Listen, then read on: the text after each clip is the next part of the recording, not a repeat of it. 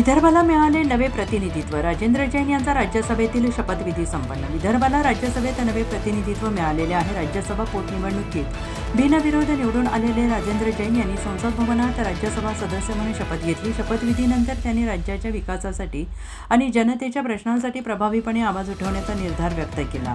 राज्यसभा सदस्य म्हणून निवड झाल्यानंतर राजेंद्र जैन यांनी नवी दिल्लीतील संसद भवनात शपथ घेत अधिकृतपणे आपल्या संसदीय कार्यकाळाची सुरुवात केली. शपथविधी राज्यसभेचे सभापती यांच्या उपस्थितीत पार पडला आहे.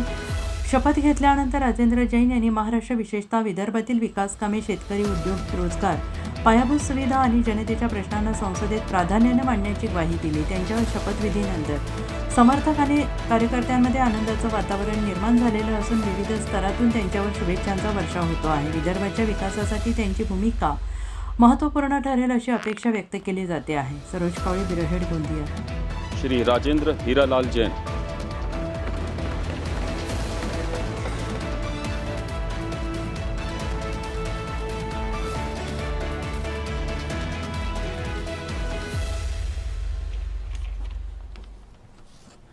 मैं राजेंद्र रत्नी देवी हीरालाल जी जैन, जो राज्यसभा का सदस्य निर्वाचित हुआ हूँ, ईश्वर की शपथ लेता हूँ कि मैं विधि द्वारा स्थापित भारत के संविधान के प्रति सच्ची श्रद्धा और निष्ठा रखूँगा।